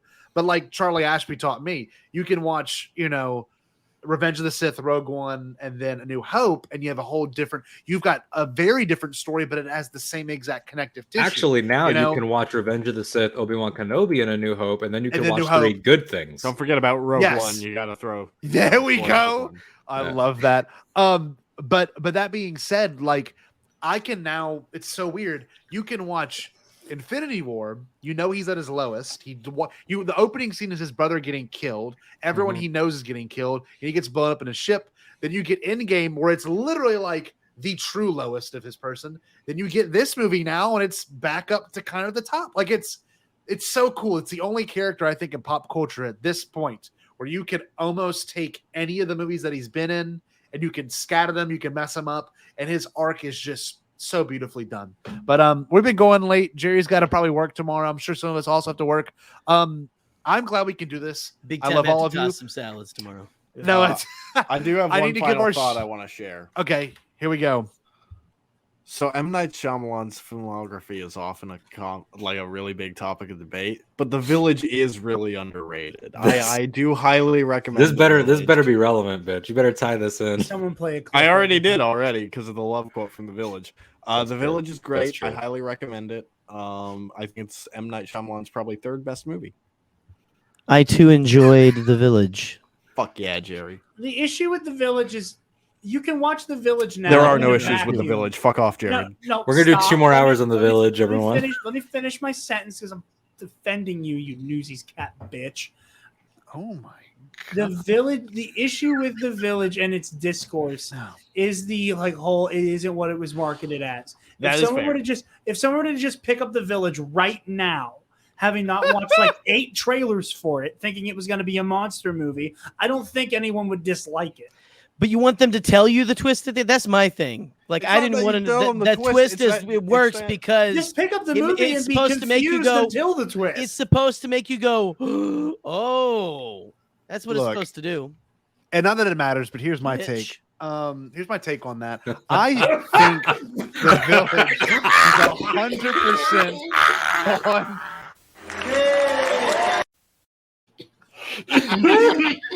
No references that only these guys. 8 people will get. I love this. I love these people on this screen. Let's get our plugs in. And I know Jerry, you need to actually we'll do Jerry last because Jerry needs to make sure he plugs in what we got coming up Saturday for our patrons exclusive. Jared, where can the people find you? You've been a part of this show now for the umpteenth time. You've been on this. Yeah. You've been on here more than Sasha Obama. You guys can find me on Twitter and Instagram at DarkJedi2552, and you can find the Nerd Academy podcast on Facebook, Twitter, Instagram, YouTube, and wherever you listen to podcasts. I am Jarod, the Dark Jedi. I hate that. I hate that whole slide for so many reasons. One, and now that almost all of you own Roosevelts, you know the pain of when you first take it out of the package, and it's the only time it's ever wrinkled ever. Is when you unbind it. And that was the moment I had put that shirt on for the first time. I don't know how that watch my stuff. Alden and I have a cool project coming out. Everyone give Paul a high five. I want to see y'all do it in the studio. Everyone does it but Jarod. Jarod, there you go. Good job. We're all doing it. Oh, give him an Asgardian high one. Oh, the entire. We're going to go human, then we're going to go Asgardian. We're going to do a little snake, but you can't trust the snake. Can't trust the snake. Can't trust it. That whole handshake did get spoiled for me. I took Ellie to see Lightyear again last week, and they played a trailer. It had that whole section in it. Oh, really? And it was still just as funny. It was still so funny. But That's yeah, good. Ellie goes. Me and Ellie went. Hi, one. Anyway, go ahead. That's sweet. I'll follow you. Yeah, you can follow me personally on Twitter and Instagram at that Alden Diaz. THATALDENDIAZ. Follow me on Octo Radio, where there's 3 different Star Wars shows, One and Done Film Club. I have a couple projects in the works that I can't really announce at the moment, but that's like a very content creator thing to say. I'm supposed to like make myself sound important. And then Jarod and I are working on something that's going to be important, I will say. I know about this. Weighty, heavy, but still fun. Yeah. And then what's the last thing I'm going to say? Oh, yeah, follow me on Letterboxd. I never plug Letterboxd, but Letterboxd is the best social media app because no one can message you or say anything to you. That's true. You could just say shit. You could just be like, "This is what I think," and then people just have to move on. That's with what their I lives. do. Yeah, Scotty just says shit. Wait, Scotty, you're on Letterboxd? No, we're just saying Scotty as a person on Twitter. Oh, just in I general? just don't care. I will say this. I don't mean to make this show longer I than have it a already is. letterbox, as Charlie Ashby would say. But I will say this. Mailbox. I will credit Nikki Kumar, my illustrious co-host and one of my best friends from the Imperial Senate French podcast. guy. Yes. Yeah. He said something about you, Scotty, and I wish he was here to say it himself. But he said it, and it's one of the best compliments I've ever heard. We were talking about a bit that you were doing, and he said nobody has ever mastered the art of embracing that Twitter is not real quite like Scotty. He's Scotty has truly captured that it is not real life, and he doesn't give it the dignity of treating it like no. And that's the thing, but so other people have that, and they use it as a crutch when they fuck up. They're like, it's not real. It's not real. The thing is, if you make it so fabricated, people can't tell it from if you're being real or not being real. Yep. And that's kind of my whole approach to Twitter. I think Joe Arcana kind of has that thing too, but I appreciate that from the French guy himself. That's really beautiful. For anyone that doesn't know, Nikki is French. I don't know if y'all know that.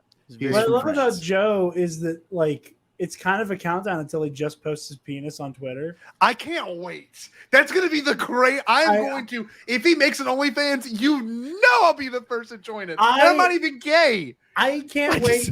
I cannot wait to send Joe Organa a dick rating. Michael, where can the people find you? You can find me on Twitter at Local First Order. I do Markion Row impressions. If you Venmo me some money, I will read your Markion Row erotic fan fiction. You can find me on YouTube. All remaining systems. Erotica. Shut up. I have an upcoming series called Ionized Bastards that literally every single person in this stream is involved with in some capacity. That's right. So, I'm pumped for that. Look forward to that. Also, if you go to hulu.com and look up The Village, you can find me there. Love it. I love that that's your new bit. Love you. We should set up a Bombonly fans. Fun fact, I told an old guy I work with about, hey, Patreon, we're getting like $100 a month. He's like, oh, you got naked women on there? I'm like, dude. We would be the naked people on there. It's not. I just like the he's like, oh, I know what that is. That's the naked people, right? Like, no, sir, no, it is not. I love the sheer misunderstanding that of user funded content that he went he thinks you have some type of proprietary naked women. Yeah, on hand. They know it. They know it's a Star Wars podcast. You just have naked bitches on hand. You got naked women on there? That way, Scotty and I are the naked women that that's people us. pay. That's us. Oh, so Jerry, we have hoes and they are employees and they are unionized and they have benefits. Right. They are wonderful people. And I got to go work with him at 4 o'clock in the morning. No, I'm sorry. No, 6 o'clock. 6 o'clock. Whoa. All right, we got to wrap this up. I need to let me shout out the patrons. Then we have to make sure Jerry gets his plug for Hyperfocus. As I was saying earlier, the wonderful thing about being a part of the Bombadcast Patreon is you are only going to pay $7 a month, or you can set your own price. We have people that pay higher and pay a little bit lower, entirely up to y'all. Only you can do $1, you can do $10, you can do $50. You name it, fans in our Patreon. And the more you pay, the more equity and collateral you have in Bombadcast stocks. We're gonna be dropping a form of currency Bombad next year. We're gonna be called. I guess Bombad Bucks is pretty good. Right. There it is. It's been coined. Listen, multiple sources. The more money you give us, the more naked Scotty and I get. So, just keep it coming. And hopefully Joe. Shout out to our patrons yet again. We've got Rick Villanueva, Nick Milky, Joey Tight Pants Organa, Rez, Seth Parnell, Jared Bachman, Stub, the Great Jedi, Jeff Quahi, Brian Frey, Brian Frey, Michael McCoy, M from Pink Milk, Brian Hennessy, not Finnessy. I like Hennessy more.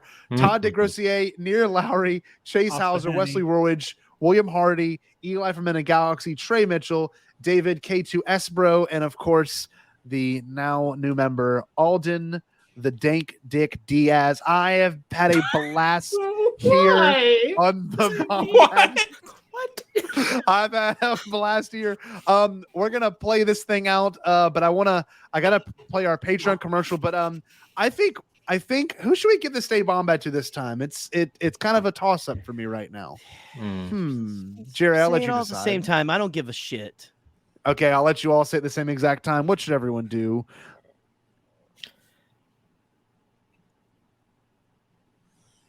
Stay Bombad. Scotty's a bastard. I will always get the last word. Enjoy this No, you Patreon won't. commercial. Squally? Like you talking now? Imagine belonging to the world's greatest Patreon. The Bombadcast presents the one and only club, a Patreon experience. Ran by the most Bombad hosts of all time. Let's be honest here. You'd be the biggest poodoo ever. That is Star Wars talk for a piece of shit. If you didn't join this Patreon, I mean, you'd be an absolute dumb. The one and only club, Patreon Experience, is not sold in stores. It's just 12 easy payments of $6.99 a month for the rest of your life. But wait, use your card right now to sign up for it. Scotty and Jerry, that's me, will give you a shout out live on the air. There will be 10 unique perks.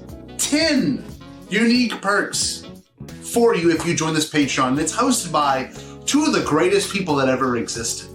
Scotty J-Ro? And me, Gerry Cable. Can't beat that. Broadcast to dozens of people. How many of you have been dared to jump a ditch with no shoes on? Why would you ask that? Well, if you did it and you're still here, please join the Bombadcast Patreon. Come on.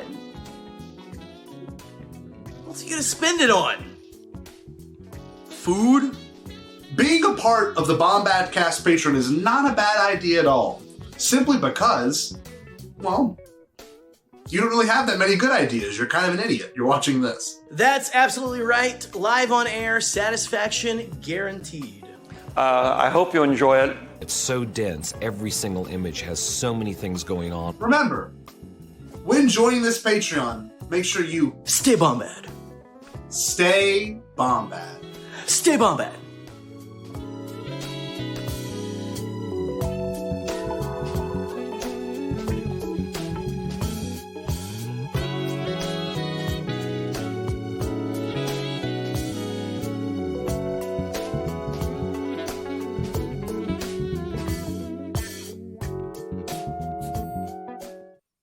Just want to remind everyone that he's a gray Jedi, Stubman. a trivia loser. Also, Gerry has Hyperfocus dry run this Saturday. A dry run just sounds like something you find in your underwear. I don't know why, but it's something that makes me laugh. Gerry, I love you. You can say something if you want. Okay, that was strange. That was the goat noise. All right, y'all. I'm gonna bounce. Join us Saturday, 8 p.m. Eastern. Patrons only. Jarod lost to us in trivia, and he's a gray Jedi.